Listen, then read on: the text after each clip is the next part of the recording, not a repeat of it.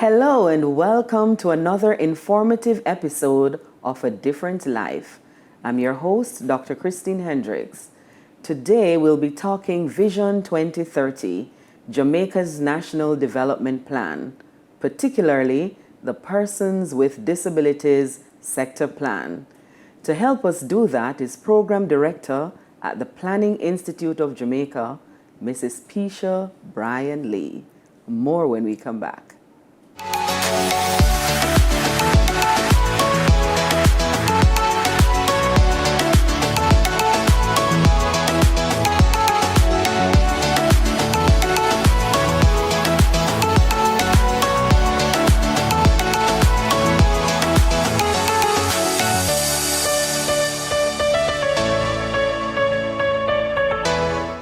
The Persons with Disabilities Subsector Plan contributes to Jamaica's National Development Plan through National Outcome 3, which focuses on effective social protection, and which falls under Goal Number 1, Jamaicans are empowered to achieve their fullest potential.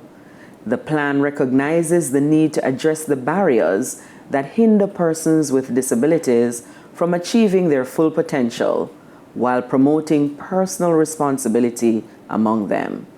Program Director at the Planning Institute of Jamaica, Mrs. Pisha Bryan Lee, joins us. Mrs. Bryan Lee, welcome to the program. Thank you for having me, Dr. Hendricks. Yes. Okay, so we will be talking today about Vision 2030. And to the ordinary person on the street, what is Vision 2030? When was it crafted and why was it necessary?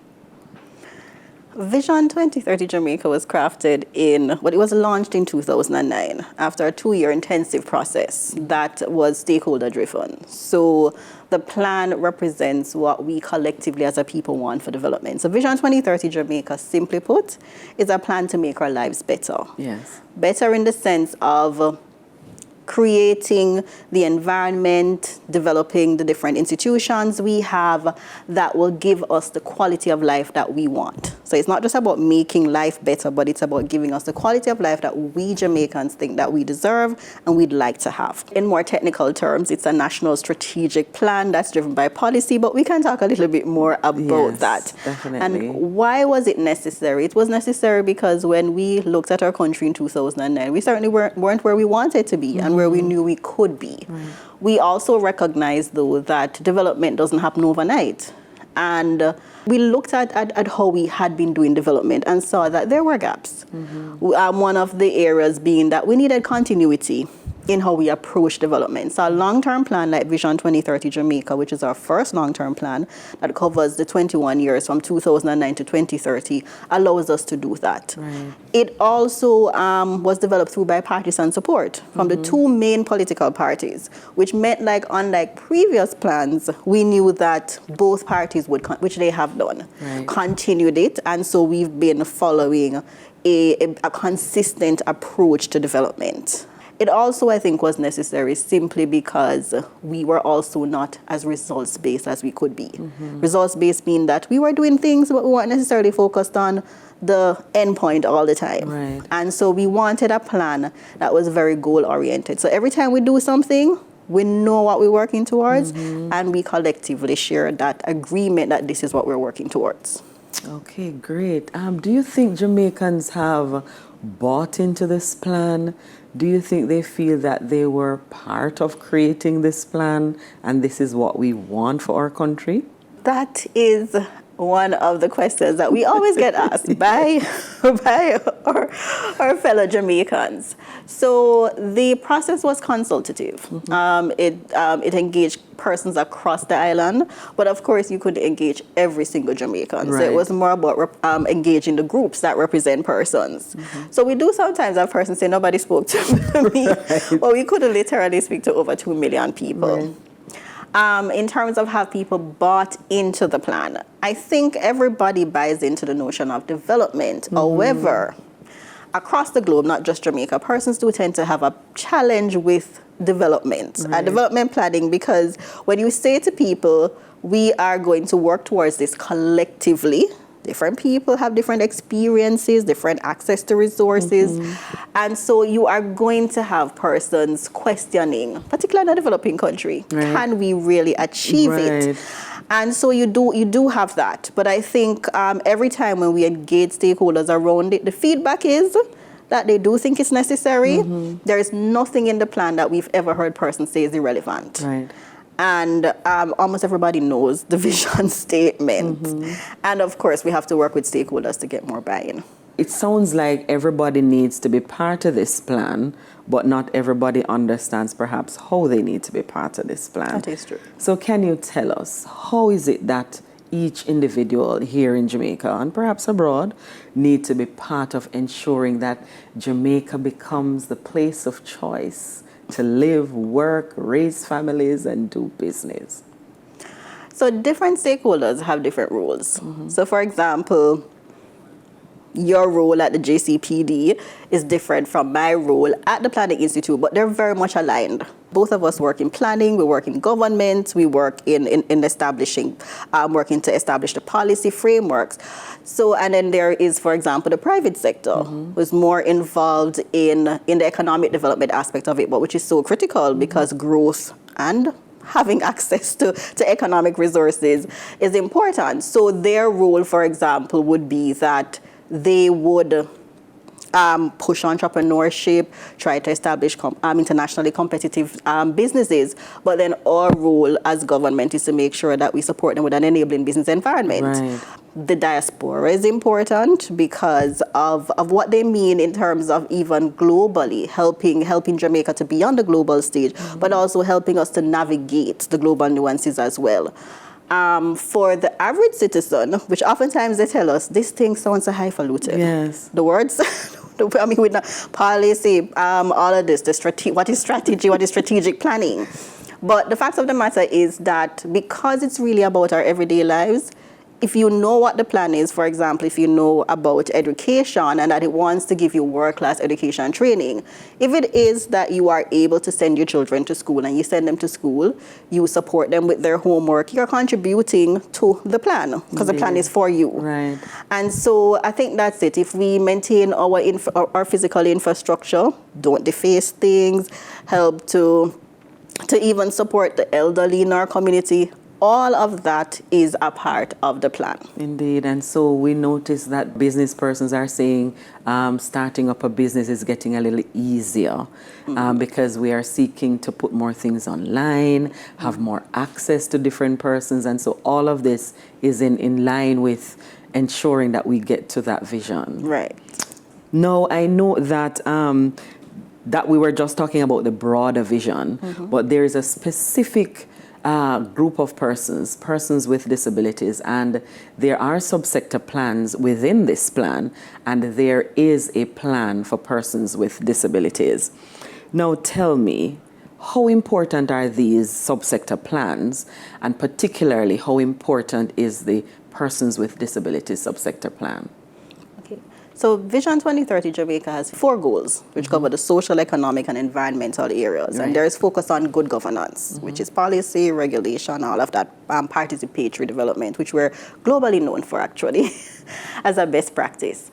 The 15 national outcomes cover the areas that everybody would think about: the education, health, social protection, culture, the economy, hazard, mitigating or risk to hazard, rural development, urban renewal, the gamut. And our sector plans speak to how do we advance the individual national outcomes. So the disabilities sector plan speaks to, and I should say, we do have a sector plan that speaks to social welfare. But it was thought that based on the importance of singling out persons with disabilities so that they don't get lost in the fray, there is a disability sector plan. So you'll find that for some sectors, there are several sector plans, whereas for others, you maybe have a main sector plan. So we have 31, and they're contained in 28 separate documents.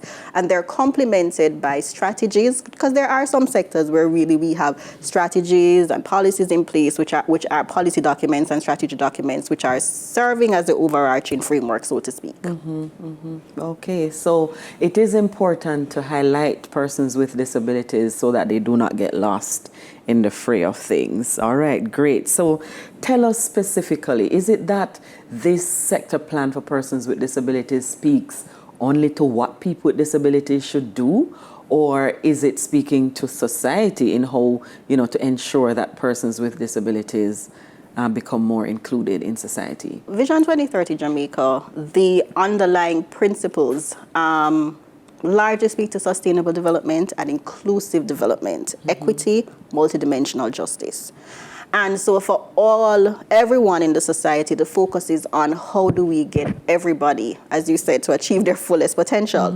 And it largely recognizes that we need to transform the society to reach our 2030 goals. Transforming the society cannot be just the responsibility of the persons who are affected. It has to be all of us. Right. And it's not just all of us in terms of you being nice to a person with disabilities. It's also affecting how institutions work, how we function as a society, so that there's an enabling environment. One of the things I like about Vision 2030 Jamaica is the focus on empowerment and enablement, which means that we're not supposed to think of persons with disabilities as persons that we need to help up, so to speak. It's about creating the environment so that they can help themselves. That's right. So that is the focus. So much things to say right now, so many things to discuss. But when we come back from the break, we'll continue to look at Vision 2030, the sector plan for persons with disabilities. Stay with us.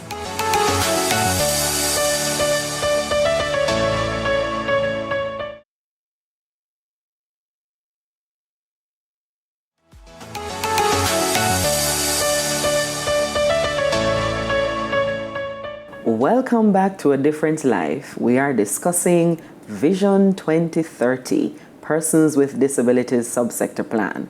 Still with us in studio is Program Director at the Planning Institute of Jamaica, Mrs. Pisha Bryan Lee. And isn't she wonderful so far? Great job. So we continue with our conversation looking at this Vision 2030. Can you tell me, Mrs. Bryan Lee, is this vision in line with the Convention on the Rights of Persons with Disabilities and the Disabilities Act that was just made effective in February? Yes, on Valentine's Day. Yes.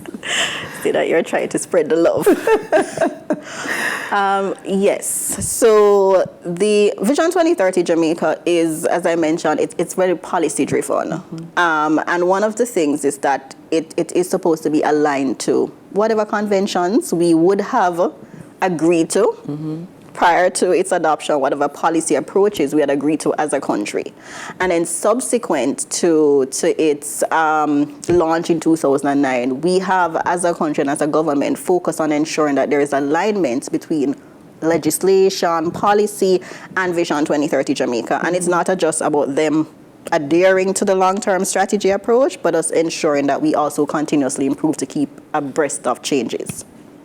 Okay, so based on all of what you have said, who are the persons and the institutions, public and private, that should be part of making this plan a reality, in conjunction with persons with disabilities? Well, that would be everyone.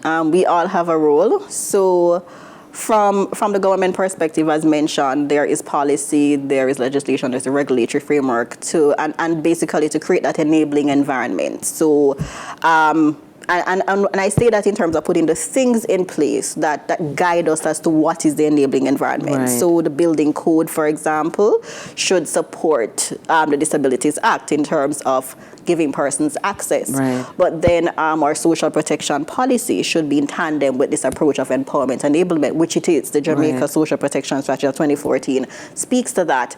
And just to stop there a bit, what that policy speaks to is separating persons being considered vulnerable from vulnerabilities. Right. And that is important because when you start to think about a vulnerability separate from the person, you are more inclined to understand that it is the environment that you need to create to help this person because they're not automatically vulnerable. Right. So that's part of our role to ensure that, and then to promote these ideals. For schools, for example, it's about fulfilling their role in facilitating access to children or even adults with disabilities, and health facilities, the same. And so I'd say it's everywhere. I mean, businesses also, not just in terms of facilitating access to the property itself, but also employment. That's right. Facilitating employment, and also us creating an environment so that persons with disabilities can be business owners and function effectively. So I would say every single one of us has a role to play. Indeed, indeed. And so we look forward to, everybody lining up, and ensuring that they play their part, the banks, the public sector facilities and buildings and everybody and everything, lining up to this vision. I recall in 2009, 2030 seemed like eons away, but here we are, 2022, 8 years away from 2030. Will we achieve this development status by 2030 as a country? Okay. So that's the question that I think we get asked more than any other one. Frankly speaking, that we have been doing our assessments, and the global financial crisis happened at basically the same time as Vision 2030 Jamaica was launched. Right. That had severe implications for our development. We did experience some development losses. And basically, I guess you could say some lags owing to the challenges faced. We were asked during that period, is this going to happen based on these challenges? And we were saying, okay, it's looking a bit harder, but we want to make sure we're doing empirical assessments. Then COVID hit. Right. I think we can fairly say that we know we don't know as a fact, but it's highly improbable that developed country status would happen by 2030.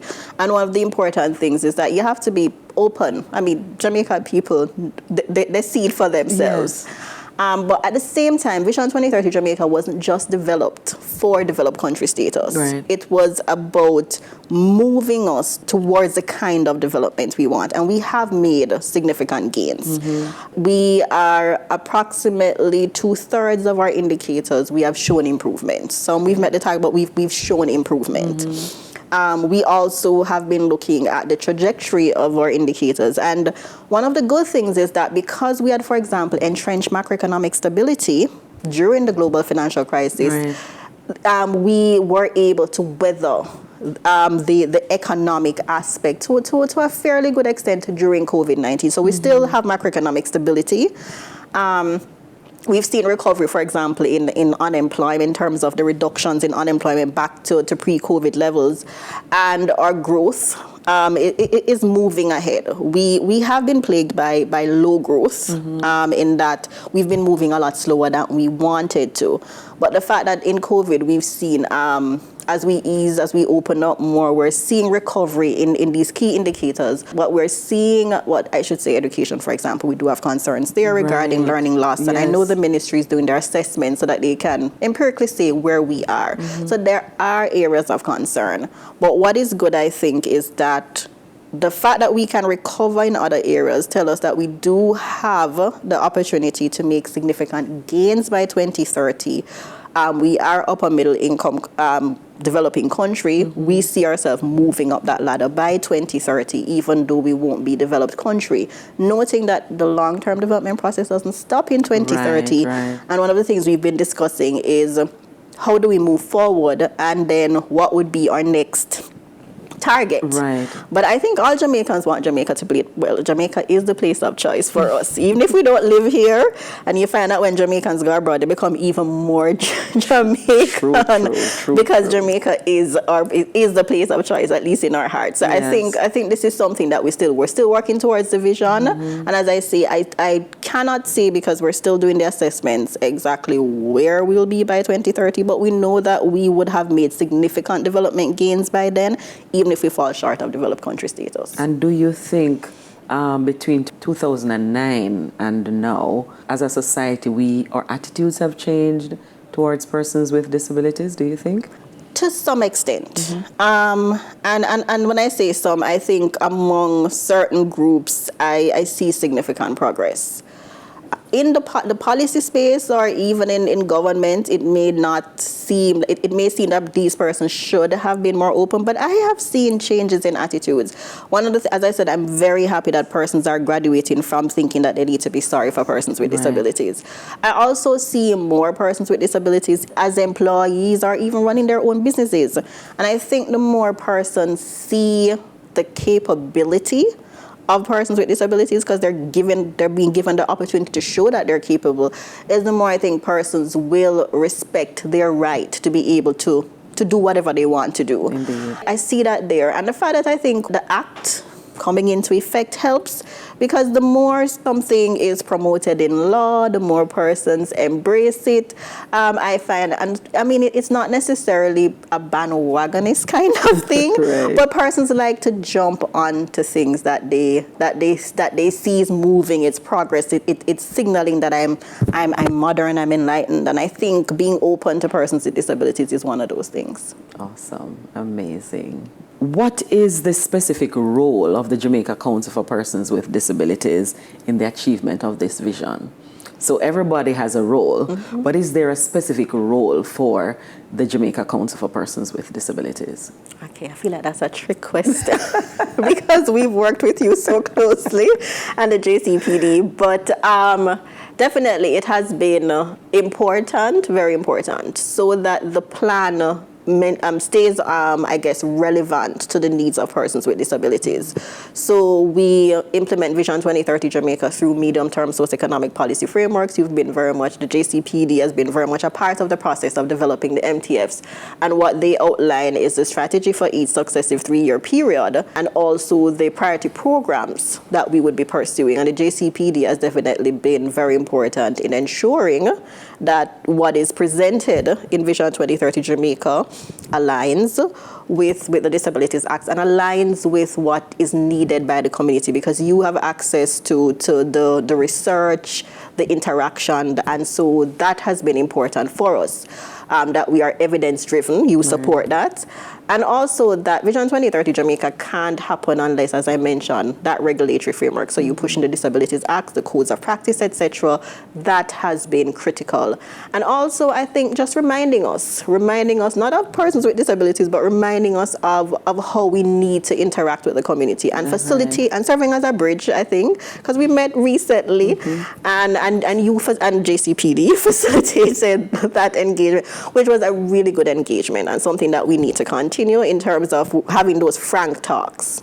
So what you're saying to me and what I'm hearing is that persons with disabilities and organizations serving persons with disabilities are very much part of this whole plan and ensuring that their voices are heard at the policy table, which is excellent, because that means inclusion is happening at the very top. Indeed, indeed. So what is the call to action then in regards to this subsector plan for our society, for those persons who have not yet bought into the vision, for those who might not yet understand their role? What is that call to action? Well, I think primarily the role is to respect persons with disabilities as you'd want to be respected yourself. I'm happy that we're moving away from a thinking that we need to be sympathetic, we need to help up persons, and to understand that someone with disability can function as effectively as anyone else if the environment is created to facilitate that. I also do believe, though, and us in the policy space sometimes are, I guess, insulated from some of the realities. I've shared that with friends of mine. I was in a fast food restaurant, a popular one, and a child who seemed to have had an intellectual disability stepped on a man's foot. He was playing with his mother, and I won't say what the man said, but for me, it was shocking, because when you are in our space where you don't necessarily have anyone around you speaking like that, and then it hit me that there are a lot of things that happen in the society on a day-to-day basis that we're not exposed to, and we don't understand. And so I think one of the call to action is also to help to educate persons. Education is important, and not education in terms of telling them what the rights are, Right. but helping persons to understand, even if it means exposing them to persons so that they have a better understanding that this person is just like you. Right. So I think that's the call to action. All the other things are sometimes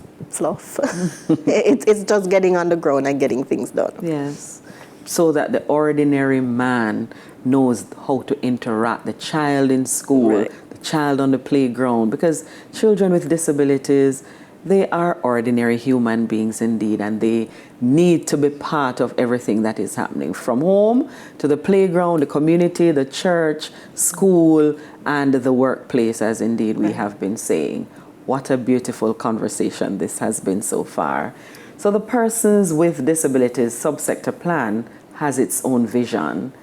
It sees Jamaica as a society that is inclusive, accessible, provides opportunities for all, and recognizes the rights, freedoms, and responsibilities of persons with disabilities in the process of nation building.